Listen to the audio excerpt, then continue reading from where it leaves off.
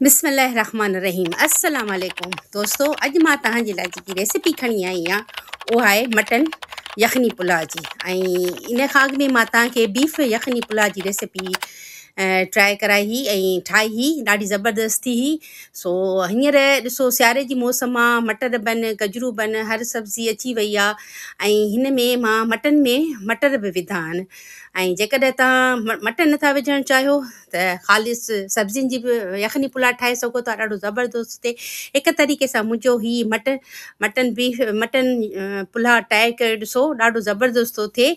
ऐं ॾिसो तव्हां हिन जो लुक ॾिसो केॾो ज़बरदस्त थियो आहे। ऐं मुंहिंजी इहा ई कोशिशि हूंदी आहे त मां तव्हांजे लाइ यूनिक शयूं खणी अचां, छो जो तव्हां मूंखे सराहियो था ऐं मुंहिंजी रेसिपियुनि खे पसंदि था कयो, उनजी वॾी वॾी महिरबानी। सो अॼु मुंहिंजी इहा ई कोशिशि आहे त मां अॼु तव्हांखे जेको हीउ मटन यखनी पुलाव आहे इन जी रेसिपी मां ठाही त तव्हां सां बि ट्राए कयां। मुंहिंजे घर वारनि खे ॾाढी पसंदि हूंदी आहे ऐं ख़ासि करे जेकॾहिं मूं वटि को महिमान ईंदो आहे न, उहे मूंखे फरमाइश कंदा आहिनि त बिरयानी न ठाह, इहो असांखे मटन यखनी पुलाव खारायो या बीफ पुलाव खारायो। सो उन खां पहिरीं त हाणे असां ठाहिणु शुरू था कयूं। सभ खां पहिरीं कढ़ाई में मां अधु प्याली तेल जी थी विझां। हे तेल विधुमि, जीअं असांजो तेल गरम थियो इन में हीअ जेका खड़ा मसाला आहिनि, मां इहे खड़ा मसाला विधायो। तव्हां खड़ा मसाला थोरा ई टिचकनि त हिकु मीडियम साइज़ जो विचोलो साइज़ जो बसर विधो स्लाइस करे, ऐं उहो उन सां गॾु हिन सां तेल में असां भुञियोसीं। ऐं हिन बसर खे असां ब्राउन कंदासीं, गोल्डन जीअं ब्राउन थींदो आहे ईअं कंदासीं। हाणे असां हिन में हिकु चमिचो विधोसीं सावा मिर्च जेका मां क्रश करे रखिया हुआ, इहे बि हिन सां गॾु बसर सां गॾु असां हिनखे भुञियोसीं। ऐं इहे सभिनी खे मिक्स करे हाणे 2 चमिचा मां अदरक लहसुन जा पेस्ट जा थी विझां, उहे बि हिन सां गॾु भुञंदासीं एसि ताणी जो अदरक लहसुन जो कचोपन ख़तमु थी वञे। जीअं हिन सां मिक्स थी वेंदा ऐं हिन टिनिनि शयुनि खे पाण में गॾु असां घुमाईंदासीं ऐं भुञंदासीं। हीअ ज़बरदस्त पुलाव थो थिए, तव्हां ज़रूरु ट्राए कजो। ऐं हीअ हिकु दफ़ो त ज़रूरु मुंहिंजे चवण ते करे ॾिसिजो, इनशाला तव्हांजे घर वारनि खे वणंदो, तव्हांजे दोस्तनि खे बि वणंदो। हाणे में थोरो पाणी विधो जीअं असांजो मसालो सड़े न, बिल्कुलु 2-3 चमिचा वधीक न विधो आहे, ठीकु आहे। हाणे हिनखे सभिनी शयुनि खे पाण में मां मिक्स थी कयां। मिक्स करण खां पोइ हाणे हिन में असां विधोसीं मटन, जेको मां हिनखे बॉइल करे रखियो हिन जी यखनी ठाही। उनखे बॉइल करण टाइम ते थोरा खड़ा मसाला विधा, हिकिड़ो बसर विधो ऐं लूणु विझी हिन जी मां यखनी ठाही, जेको मां पाणी रखियो आहे। ऐं हे मटन आहे जेको मां हिन सां गॾु भुञां पई। हाणे हिकिड़ो मीडियम साइज़ जो टमाटो आहे जेको स्लाइस करे मां हिन में विझां पई, हिन में कढ़ाईअ में, उहो बि हिन सां गॾु मिक्स कंदासीं। हाणे इन सभिनी शयुनि खे पाण में मिक्स कंदासीं, थोरो टमाटो जीअं असांजो सॉफ्ट थी वञे। ऐं हिन सभिनी शयूं जीअं असांजी मिक्स थींदियूं वेंदियूं ऐं तव्हां हिन जो लुक ॾिसो केॾो ज़बरदस्त थो थिए। ऐं हे ॾिसो टमाटो हींअर बिल्कुलु सॉफ्ट थी वियो आहे। मां चमिचो हणी तव्हांखे ॾेखारियां पई।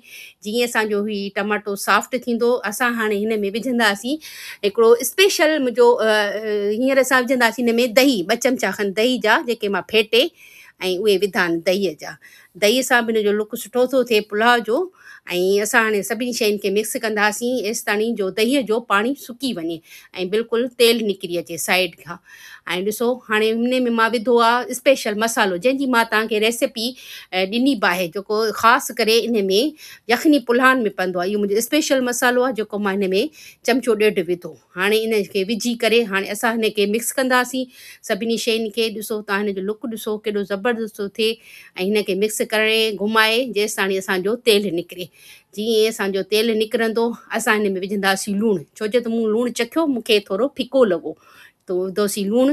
हाणे वरी हिनखे मिक्स कंदासीं। हाणे हिनखे घुमाए ॾिसो साइड खां तेल निकिरी आयो आहे। हाणे असां हिन में विझंदासीं मटर ऐं पटाटा, जेका मां पहिरीं बॉइल करे रखिया, छो जो त गोश्त असांजो ॻरियल आहे, ठीकु आहे न।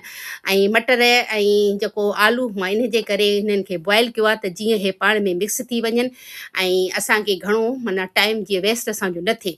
हाणे हे मटर ऐं हे पाण में मिक्स करे हाणे मां हिन में विधो ई पाणी, जेको यखनी हो मां 5 गिलास विधा ॻारे सिर्फ़ु 3 गिलास बचाया, जेका 3 गिलास मां हिन कढ़ाई में थी विझां, ठीकु आहे। छो जो त मुंहिंजो चांवर 2 गिलास आहिनि, उन जे हिसाब सां 1 गिलास मां वधीक विधो।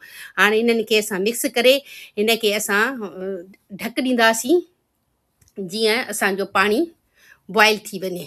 हाणे ढक ॾेई रखियोसीं। हाणे जीअं असांजो पाणी बॉइल थियो ढक हटायो, ॾिसो पाणी टहिके पियो। हाणे असां इन स्टेज ते असां विझंदासीं चांवर, जेके मूं कलाकु ॾेढ पहिरीं पुसाए रखियो, ठीकु आहे। हाणे चांवर विझी असां हिनखे घुमाईंदासीं ऐं ढक ॾेई रखंदासीं जेसिताईं हिन जो पाणी सुके। हाणे ॾिसो पाणी सुकी वियो आहे तक़रीबन। हाणे चांवर बिल्कुलु दम जे लाइ रेडी आहिनि। हाणे असां हिनखे हिकिड़ो दफ़ो घुमाए करे असां पोइ हिनखे तक़रीबन 20 मिंटनि लाइ दम ते रखंदासीं ढक ॾेई। हाणे ढक ॾेई रखियो आहे। हाणे ॾिसो जीअं मां ढक हटाईंदसि चांवर असांजा रेडी आहिनि, पुलाउ असांजो रेडी थी वियो आहे। ॾिसो चांवर केॾा ज़बरदस्त थिया आहिनि, बिल्कुलु कड़े कड़े खां अलॻि बीठा आहिनि ऐं खड़ो चांवर बीठो आहे, को चिपकियल कोन्हे को। जेकॾहिं मुंहिंजी इहा रेसिपी तव्हांखे पसंदि अचे, फॉलो कयो, शेयर कयो, कमेंट्स कयो ऐं सब्सक्राइब कयो। दुआउनि में यादि रखो जो। अल्लाह हाफ़िज़।